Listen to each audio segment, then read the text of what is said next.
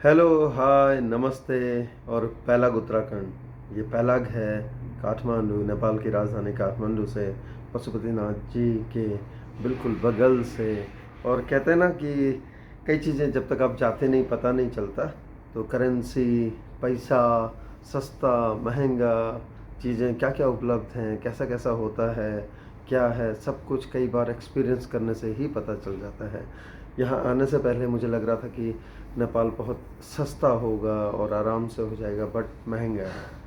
महंगा है। इतने दिनों तक मैं आपको पिछले 5-6 वीडियोस में नेपाली में बात कर रहा था, तो मुझे लगा कि नेपाल में आके नेपाली में बात करेंगे तो थोड़ा सा अलग सा एक वाइब आएगा। लेकिन अब फिर से वापस आज का दिन जो होगा, आज हमारा 8वां दिन है, तो आज हम काठमांडू में हैं। और अब मैं फिर से अपने राष्ट्रभाषा और उसमें आऊँगा। तो बताता हूँ आपको कि कैसा अनुभव रहा। महंगा बहुत है ना। तो कुछ अनुभव बताता हूँ। एक छोटी सी चाय ली, उंगली बराबर, कुल्हड़ चाय। कुल्हड़ को यहाँ बोला मटका टी। मटका टी जब हुआ तो उसके बाद में जब वो ली तो उसमें वो 100 रुपये की चाय, भाई 100 रुपये की चाय। कोल्ड ड्रिंक्स, हाँ, 100 रुपये मतलब नेपाली 100 रुपये। और आपको पता है 1.6 है ना। तो लेकिन बाकी जगह देखा जाए तो पोखरा से, जैसे हमने शुरू किया था लुम्बिनी से फिर पोखरा की तरफ गए थे, तो महंगा है। कई जगह जैसे लुम्बिनी गर्म बहुत है, बहुत गर्म है लुम्बिनी में। सेम टेम्परेचर 40-45 तक जाता है। और होटल्स ठीक है सब ऑन एन एवरेज, जैसा आप ढूंढेंगे। क्योंकि होटल्स का मैं नहीं मानता महंगा और सस्ता। मेरा ये मानना है कि होटल तो आदमी अपने हिसाब से लेता है और उसमें ऑप्शंस बहुत होते हैं आपके पास में। बट ट्रांसपोर्टेशन, ओहो, ट्रांसपोर्टेशन बहुत महंगा है। वहाँ से फिर हम पोखरा गए। अगर आप टैक्सी बुक करना चाहो या फिर किसी तरह से बुक करना चाहो तो वो बहुत महंगा पड़ जाता है। और साथ ही जब भी आप इधर उधर जाना है या कुछ भी जाना है तो जो इवन जो सिटी बस का किराया है वो बहुत महंगा है। सिटी बस का किराया भी मतलब एक ही सिटी के अंदर 100 150 150 रुपये तक किराया दे रहे हैं आप। तो मतलब काठमांडू की बात कर रहा हूँ, इस वक्त काठमांडू में है। सॉरी, पोखरा के मौसम की अगर बात करूँ तो दिन में गर्म है, सुबह शाम बहुत प्यारा मौसम है, हिमालयन व्यू दिखता है। वहाँ से मुक्तिनाथ, मुक्तिनाथ हम एक दिन में हमने कवर किया था। सुबह निकले थे हम 5:30-6 के आसपास और रात को 1-1:30 बजे तक आए थे। तो मैं ये कहूँगा कि आप जाओ, लगभग उतना ही पड़ जाता है, 25 के आसपास, 25,000 नेपाली करेंसी के आसपास उतना ही पड़ जाता है। ये सिर्फ किराया बता रहा हूँ मैं, खाने पीने का अलग है उसमें। खाना कहीं भी खाओ, खाना कहीं भी लो, तो खाना तो भैया महंगा है बहुत, हर चीज़ महंगी है। बट जब आप जाओ और उसके बाद में वहाँ से जैसे ही मुक्तिनाथ से जाओ तो मुक्तिनाथ 2 दिन का ही रखने में ज़्यादा फ़ायदा है, टायरिंग नहीं रहेगा ज़्यादा, है ना। मुक्तिनाथ में ठंडा बहुत है तो थोड़ा सा गर्म कपड़े रखना बहुत ज़रूरी है। और वहाँ नहाने के बाद खासकर जो 108 धाराएं हैं और जो 2 कुंड हैं, उनमें जब देखेंगे नारायण जी, विष्णु जी का मंदिर, और कुछ बताया जाता है कि बहुत हाइट पे है, वो सब आप डेटाज अगर नेट पे चेक कर लेंगे तब मिल जाएगा आपको। और जब उस रूट से गुजरते हैं तो आपको लद्दाख की भी फील आती है। वैसे ही पहाड़, वैसे ही आजकल वहाँ सेब की जो बागवानी है वो हो रही है। ये बहुत स्पेशल सेब है। ये वैरायटी सुना है कि बहुत महंगी है। और उसके बाद में जो लोकल्स बता रहे थे वहाँ के, और झरने मिल जाएंगे रास्ते में आपको, और जंगल मिल जाएंगे। जंगल के बाद नंगे पहाड़ भी मिल जाएंगे, बिल्कुल, जिनमें कुछ भी वो नहीं है, पेड़ पौधे नहीं हैं, वो पहाड़ भी मिल जाएंगे। रोड्स बहुत लंबी और अच्छी रोड्स हैं।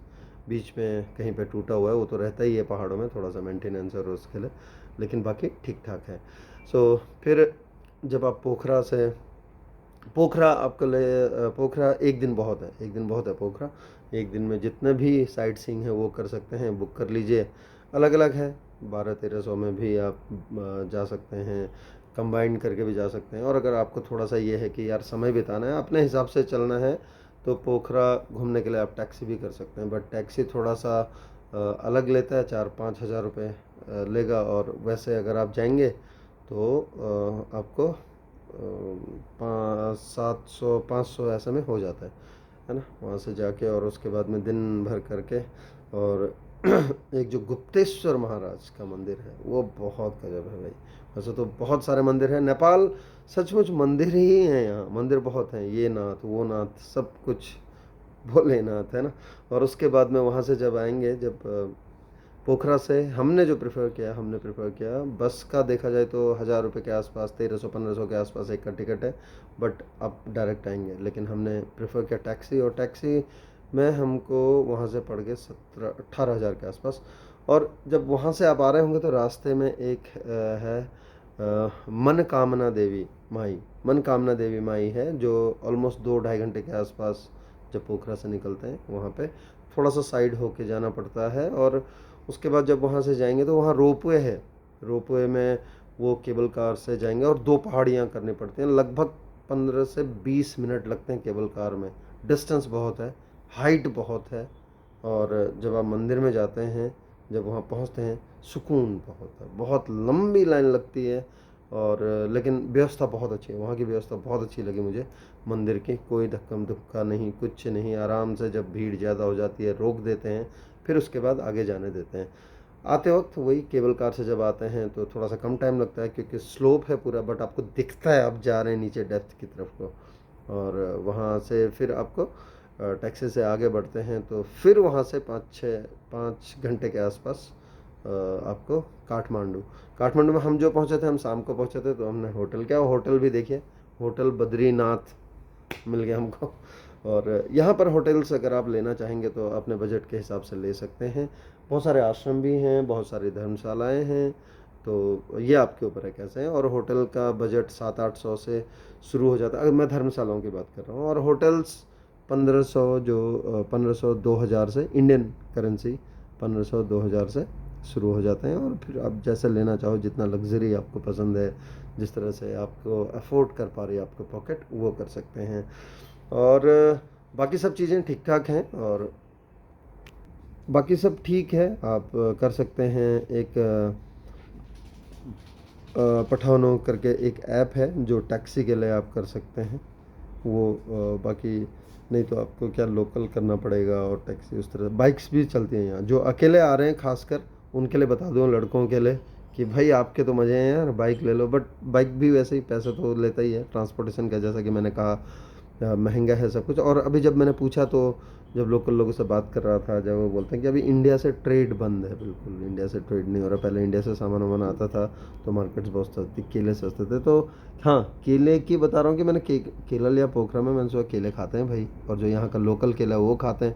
तो जैसे मैंने पूछा, बोला 200 रुपये दर्जन, तो 100 रुपये के 6 केले लिए भाई। और जैसे मैंने बोला मैं इतना महंगा कैसे, बोला ये तो सस्ता हो रखा है, 350 रुपये केले, 350 रुपये दर्जन है।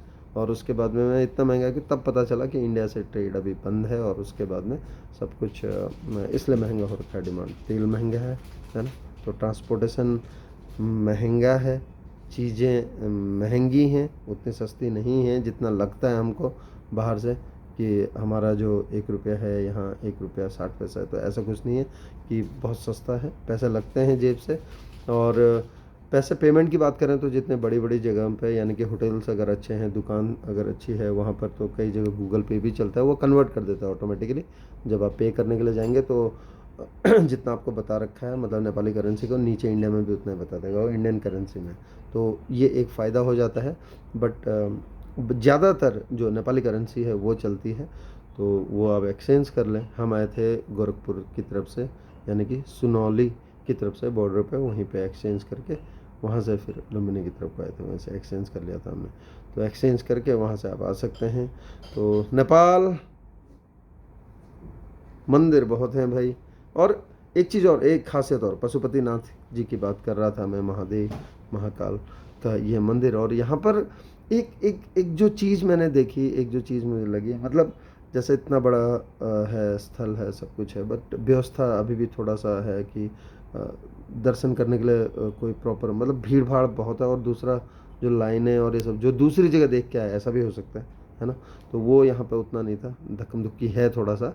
और दूसरा, एक जब आप जाते हैं उसी प्रांगण से पीछे की तरफ को उतरते हैं, नदी की तरफ को नीचे, तो पशुपतिनाथ जी के प्रांगण से ही जब पीछे की तरफ को नीचे को उतरते हैं, तो वहाँ पर घाट है, जो नदी है बागमती नदी, वहाँ से जो बह रही है, वहाँ से नीचे की तरफ जाते हैं, तो वहाँ एक मूर्ति है, मूर्ति का नाम मुझे ध्यान नहीं आ रहा है, आप सर्च कर लीजिएगा, गूगल कर लीजिएगा।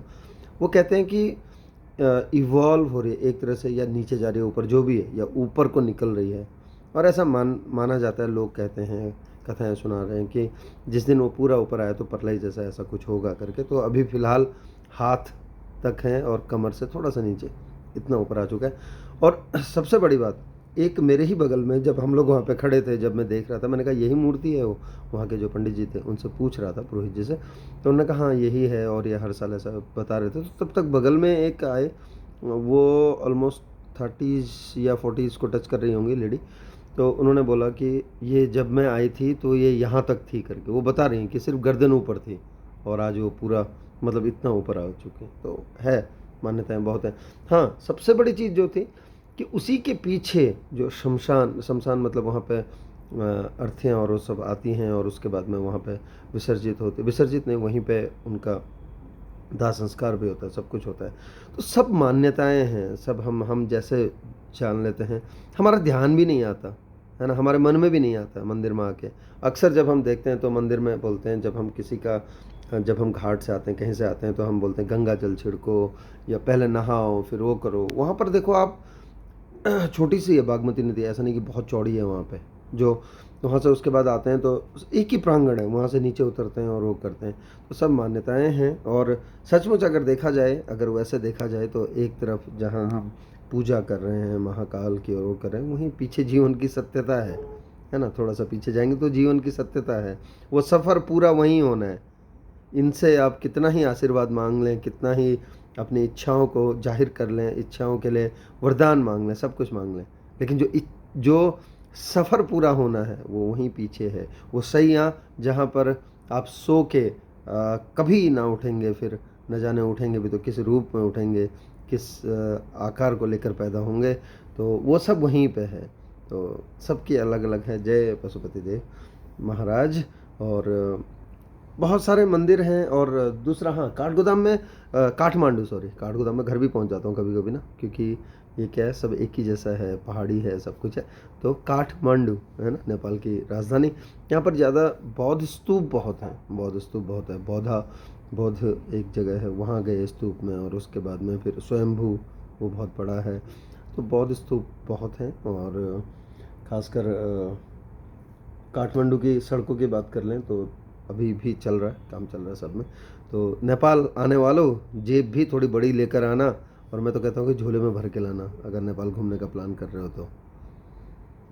नमस्कार।